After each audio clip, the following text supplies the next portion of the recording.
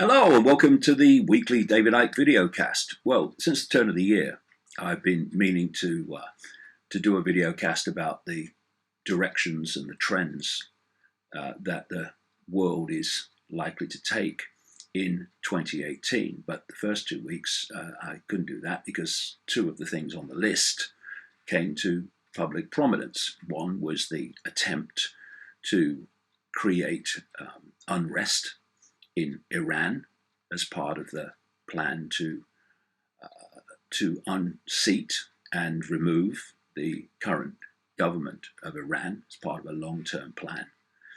And then the following week, the censorship of social media with Facebook and Twitter, etc., came to prominence. And both of those were on my original list for the things likely to be prominent and clear in 2018. And to predict the future is to understand where the hidden hand dictating world events wants to take the world. Because unless there's this intervention by the 7.5 billion humans who could intervene if they got together and stopped fighting each other, being divided and ruled, if that intervention doesn't happen, then what is planned will happen. And therefore, if you can uncover what is planned, you can predict what will happen. And this is why people have noted that what was in my books in the 1990s, in terms of where the world was planned to be taken, is happening or has happened already. Because of this process of know what the outcome is planned to be, and then you see very clearly the progression day by day, week by week towards that outcome. So first of all, this is the basic, many levels to it and much detail to it, but this is the basic direction in which the world is planned to be taken, indeed is being taken. It's all around us now. And knowing this, people will be able to see the progression from this point if they haven't come across it before. First of all, the world, human society, is controlled by a hidden network. It works through secret societies, semi-secret organizations, etc. It's like a web. And so organizations like governments and banks and internet giants, social media giants, appear in the world of the scene to be in and of themselves individual companies run by individual groups of people. But when you go deeper into the level of this web, the same networks, the same web controls Facebook, as controls Twitter, as controls Google, as controls the banking system, as controls governments, and controls the media at ownership level and deeper in terms of the mainstream media. So it's not, in terms of society changing events, it's not happening randomly. It's happening according to a plan. And where this is designed to end is with a structure that I call the Hunger Games Society, where you've got what is known today as the 1% or the less than 1% at the peak of the pyramid, controlling everything, controlling all wealth, controlling all government, controlling all decision-making, and so on. The bottom of the pyramid, designed to be the rest of humanity. Yes, even those people that think they're doing well now and they've got a few bob in the bank and everything's going okay, this doesn't affect me. Well, it's planned to affect you, because if you're not part of the less than 1%, they want what you've got as well. And so you have this massive humanity at the bottom of the pyramid in financial servitude and decision-making servitude to the 1%, less than 1% at the peak of the pyramid. Now, this status quo is designed to be held in place by the middle strata of this Hunger Games society pyramid, which is a merciless, vicious police state, ultimately controlled not even by humans, but by artificial intelligence. This is why more and more of the military is being taken over by AI, and this is planned to continue through 2018 and beyond. So you've got this Hunger Games structure, and governmentally, it's planned to be controlled by a world government, which would dictate to every community in the world. A world central bank that will control all finance. Things like the European Central Bank are stepping stones to that, and will be in that hierarchy of the banking system headed by the World Central Bank, with the European Central Bank and other regional central banks around the world subordinate to the World Central Bank in that financial structure. They want a world army dictating globally and imposing the will of the world government on any society, any country, any community that doesn't want to accept the centralized tyrannical diktats. And they want a world currency which is designed to be simply electronic, no cash, a single world currency. And this is why the world is moving so fast towards a cashless society. This is all planned. It's not happening by accident. They're shutting down ATMs. They're shutting down bank branches to make it more and more difficult to work with cash, to bring in this cashless electronic currency, which means that whoever controls the computer system controls your finances. They control everything. They control what you purchase, if you can purchase. And the plan is to make the only alternative to that eventually barter to be illegal, because they'll say we can't tax it.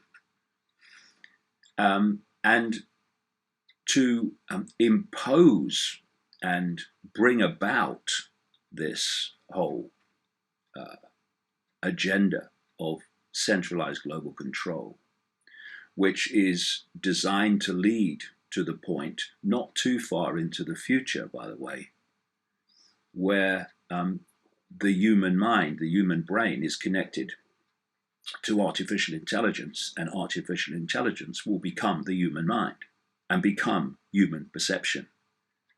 No, that's not that David Icke, that mad conspiracy theorist. This is what the Silicon Valley crazies are now predicting. People like Ray Kurzweil, the Google executive, Google big time involved in this AI control agenda, just like Facebook are. And he's talking about having this connection starting to be in place by 2030. We're just entering 2018. And to stop all this coming out and the truth being told about what the agenda is and where we're heading, and what these apparently random events really mean, if you fit them all together and see how they connect, they have to have control of the flows of information. Because from information comes human perception, and therefore if you can control the information, you control human perception. And if you keep from people the fact that all these things are not random, but they're connected and they're going in a certain direction, then most people will not have the perception that they're going in a certain direction and then realize what's really going on. So what we're seeing increasingly, and this will become more extreme through 2018, if we sit back and allow it, we're going to see more and more blatant censorship of anything that questions the official narrative. So control of information becoming more and more blatant is a big theme, not just of 2018, but from here on in.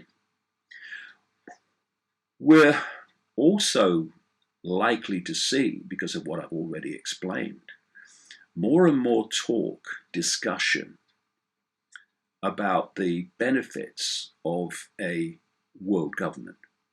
They're already now, I was talking about this and writing about this in the 1990s, but they're already now having things like world government summits And there are organizations being created, at least one by people connected to the ultra global manipulator. It's still at a gopher level, but in the realm of what you can see, an ultra manipulator, George Soros, the billionaire financier.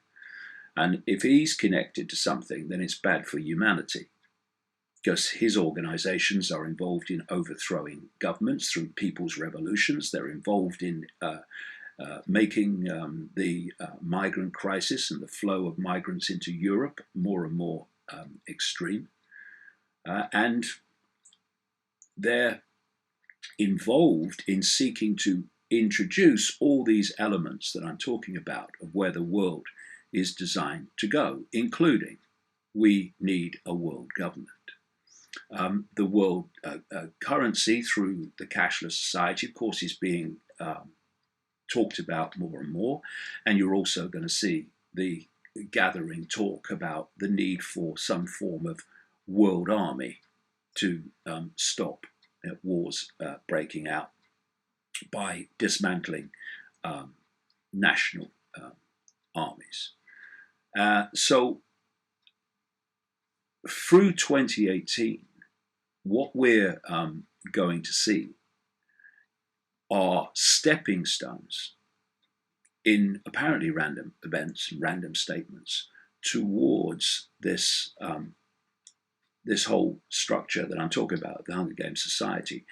And of course, we're seeing in Britain increasing efforts to block Brexit and to overturn the result of the democratic referendum vote by the majority of British voters that decided to come out of the EU. Now, this week we've had, again, EU dark suits, unelected, saying, oh no, you don't have to leave, you can stay, you can change your mind. And then we've got all these members of the political class in what are apparently different political parties, same political class, different label on the door, pushing for Brexit not to happen. Now, this fits into what I've just said, because this world government structure is designed to have underneath it a series of regional superstates along the lines of the European Union. The European Union, of course, is the most advanced, but they want those everywhere. In Africa, they have the African Union, which is designed to evolve into something similar to the European Union. They want an Asia-Pacific Union, they want an American Union, and therefore the British people voting to come out of the EU is going in the opposite direction to where this agenda is meant to go. The idea is for the EU to absorb more and more countries within the European continent, not let any go, and therefore 2018 is going to see more and more pressure to try to overturn the referendum result, not least by having another referendum, which then they can manipulate even more and get the people to vote a different way, which is what's happened in referenda after referenda in the history of the EU. In terms of the Middle East, there has been, as I've written and talked about for so long, there has been a plan which in the world of the seen can be taken back to September 2001, but actually in the unseen goes back far, far further, to pick off regime after regime after regime in the Middle East, and the list was there in 2001 of Iraq and Libya and Syria and Iran and Lebanon and so on, also North Korea. And that has been unfolding ever since under apparently different administrations, left, right, doesn't matter, same agenda unfolds, same countries targeted that are on this list. And now, of course, we've reached the point with Trump where the demonization agenda is focusing on Iran and on North Korea. North Korea and South Korea talking is a good thing, because if you want peace in the world, then you need to bypass the United States, and you need to bypass the United Kingdom, and you need to bypass Israel. Otherwise, you ain't going to have any peace, because they don't want it for their own ends. And in terms of Israel, the United States, and Britain, always in there, are the trio of tyranny that have been responsible in the background for what has happened in the Middle East in recent years, since the manipulated catastrophe of 9/11. And so through 2018, we're of course going to see more and more attempts to demonize Iran and to unseat the government of Iran. Don't be surprised at all if you start to see the focus also turning on to Lebanon, which is also on the list. And it's all part of an agenda that goes back decades in the seen, decades, but further in the unseen, to balkanize the Middle East, to break up countries in the Middle East into factions, into cultural factions, racial factions, for divide and rule. And this is the policy that's become known as the Greater Israel Plan, to expand the borders of Israel further into the Middle East. And so these countries that have been picked off one after the other are absolutely in line with that agenda, as is what is happening now, which is America manipulating the so-called civil war in Syria, being behind the ISIS terror army, proxy army, which was designed to remove Assad, but then Russia intervened to put a spanner in that works. And now we have a situation where America is occupying areas of Syria, which they're saying we're not leaving. Now, the ISIS threat appears to be in its dying days in Syria.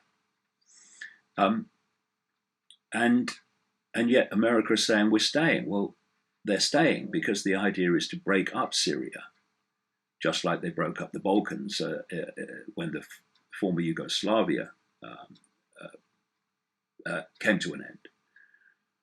And they're going to use the Kurds, they already are, to occupy and balkanize, break up Syria. This is what Turkey are kicking off about now. So this is another trend that we're going to see continue through 2018. Another country to watch very closely is Saudi Arabia. Saudi Arabia is not controlled by King Salman, which is what we're supposed to believe. It's actually controlled, at least within Saudi Arabia, by the Crown Prince Mohammed bin Salman, who's known in Saudi Arabia now as Mr. Everything, because he controls everything. And he, as I point out in the new book, Everything You Need to Know But Have Never Been Told, is a puppet of Israel and of the United States. You're going to see big changes along the road in Saudi Arabia. And Saudi Arabia is, like I say, a puppet of Israel and the United States, also Britain, of course, which actually created Saudi Arabia and put the House of Saud, the fake royal family, into power for its own ends. And this is why you have the condemnation of Iran for allegedly funding terrorism, while Saudi Arabia is one of the biggest conduits for terrorism on planet Earth. Throw in the United Arab Emirates as well, and others, but particularly Saudi Arabia. And it can create a human catastrophe in Yemen, using British and American state-of-the-art weapons, with mass murder of civilians, mass murder of children, and famine and disease that's come from that. And there's not a word of condemnation from the moral West in terms of America and Britain, etc.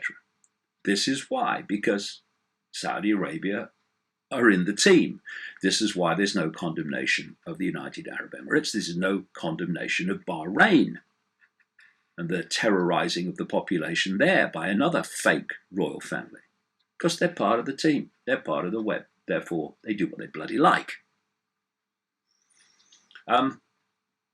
But what has happened since the election of Trump that is actually most significant? People get pulled off into other things. This is the no.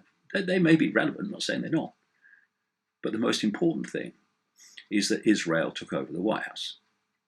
Israel controls Trump utterly.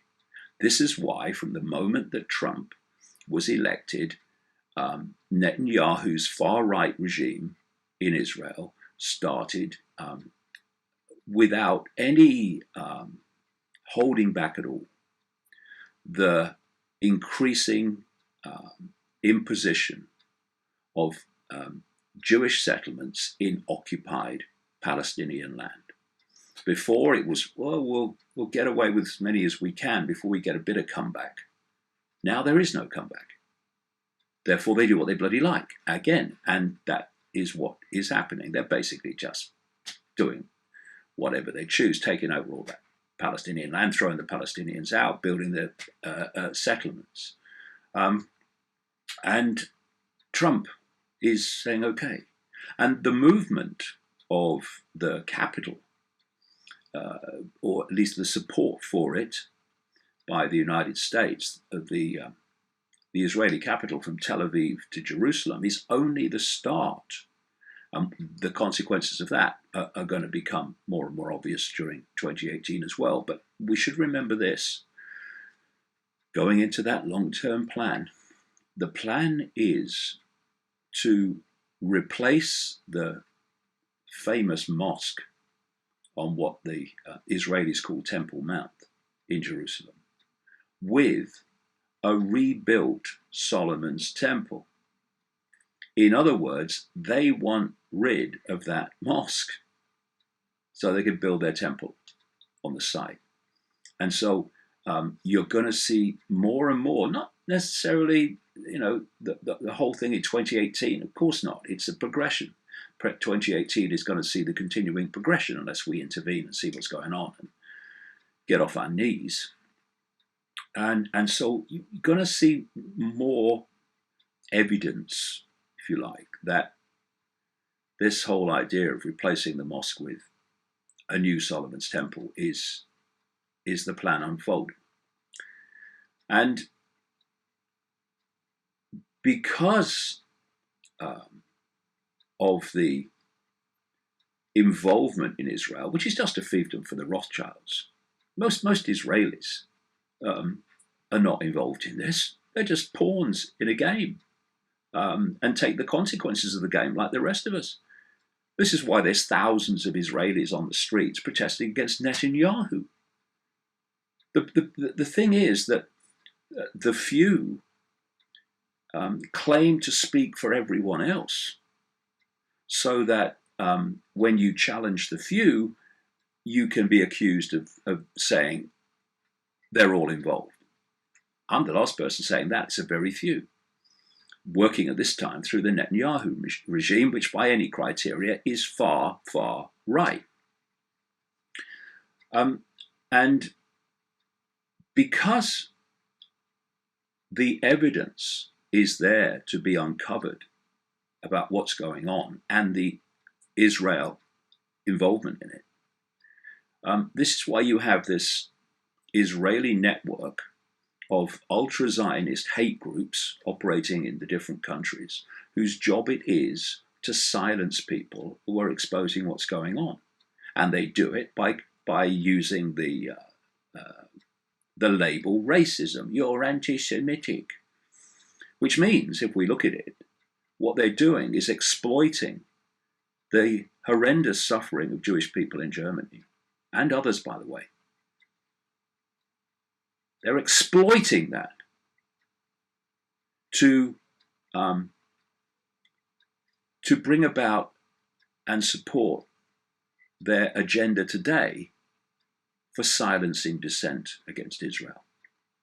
So you're going to see more and more attempts through 2018 using the excuse, the manufactured excuse, almost most of the time, of anti-Semitism to silence genuine and absolutely legitimate exposure and challenge of the behavior of Israel in multiple areas, multiple ways.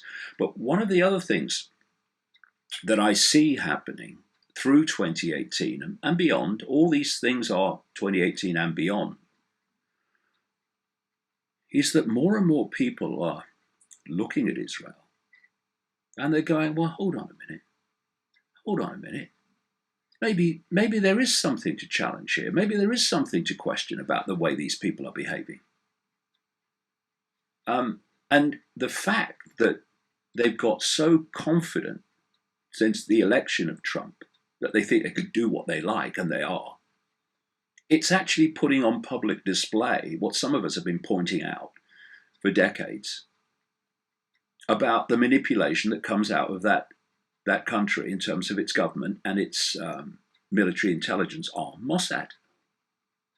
And you're going to see more and more people speaking out about Israel, not Israelis, Israel as a political entity and military entity, who wouldn't have done before. Because what is happening to the Palestinians is, by any criteria, completely and utterly inhuman. Which comes to another major trend that we're going to see continuing through 2018. And that is the greater and greater control of human society by artificial intelligence. And who controls artificial intelligence, therefore, controls the world, and it won't be the mass of the population that will control artificial intelligence. More and more, like I said earlier, we're seeing the military controlled by AI, more and more government operation and financial operation is controlled by AI. We're now having AI journalistic media reports written by artificial intelligence, and we're going to see that continue as well. We're having people censored in terms of social media posts and internet posts, and censored by where they are put in the search engines like Google by AI, i.e. whoever controls AI. And that whole plan that I've been writing about for so long, of this what's now known as the Internet of Things, where everything's controlled by connection to the internet, including driverless cars. We're going to see more and more of that being pushed, because the idea in the end is that everything, including the human brain, as I mentioned earlier, is connected to the internet, or the cloud, as people like Kurzweil in Silicon Valley call it. And all appliances, cars, everything is connected to the internet.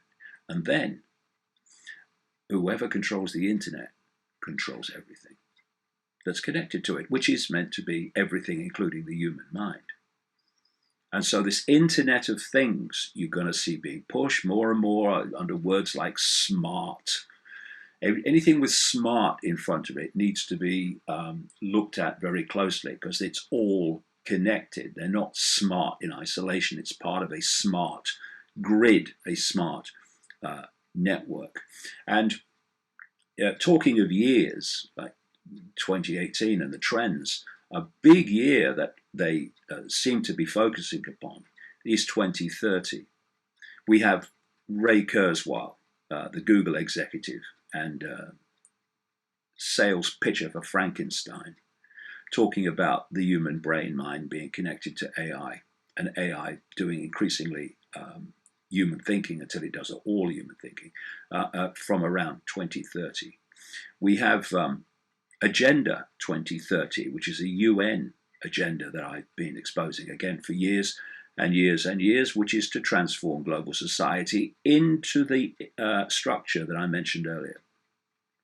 And in Saudi Arabia, the crown prince, puppet of Israel, the United States and Britain, is proposing something called Vision 2030, which includes a massive mega city, smart city, run in its entirety by AI. So these are the trends. Another trend that's going to continue is mass immigration, because the idea is to, there are many levels of it, and I go into this in some detail in the new book, but a key part of it is divide and rule. Look at what's happening in Sweden. Sweden, as I knew it when I first went, is over, finished, gone, doesn't exist anymore. And that's the idea: divide and rule, divide and rule. Bring in an incoming group and divide and rule them with the indigenous population. This is why this week the UN have come out with a report praising the benefits of mass immigration and the fusing of cultures. That's because it's the agenda.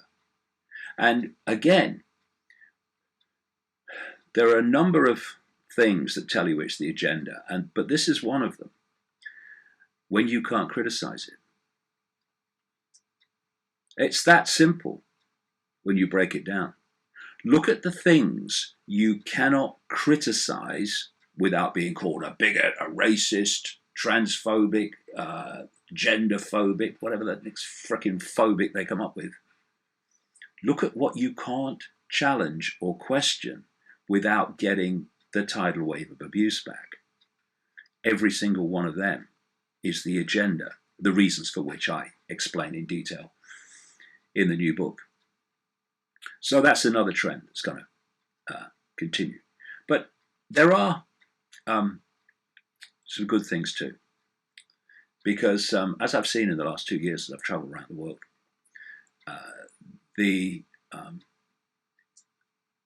questioning of official narratives is growing and growing and growing and growing. More and more people are beginning to wake up to the fact that the world is nothing like they thought it was, and it's not run by the forces that they thought it was. And this is, again, a major reason for this panic to lock down the free flow of information on the internet, to stop more and more people having access to information that says, hey, you know your way you look at the world? Yeah, well, maybe there's another way. Have a look at this. Do you know, that actually makes more sense than what I've been told before. They don't want that. Of course they don't want that. So the idea is to suppress it, call it fake news and all this nonsense that they use for excuses. So what I would say to people is, it's not just time to wake up and see. It's time to wake up and do. It's time to wake up and stop cooperating with our own enslavement. Because what's the difference between not knowing you're being enslaved and taking down a road to total control, and seeing it's happening but doing nothing about it? People say knowledge is power. No, it's not. The use of knowledge is power. Knowledge unused might as well be knowledge unknown. So let this be the year of 2018, when those awakening to see become in far, far greater numbers those awakening to do. Because it's in our face now. It's one of the reasons so many people are looking at my work in ever greater numbers, is because what I was saying in the 1990s is now happening. It's no longer a projection. It's no longer, well, this is the plan. We're seeing it. And the UK tour, evening events tour that I'm doing in the spring is way on the way to being a complete sellout from start to finish in every city. Because this awakening is starting to manifest. So please, let one of the reasons we remember 2018 be it was the time that humans got off their frickin' knees.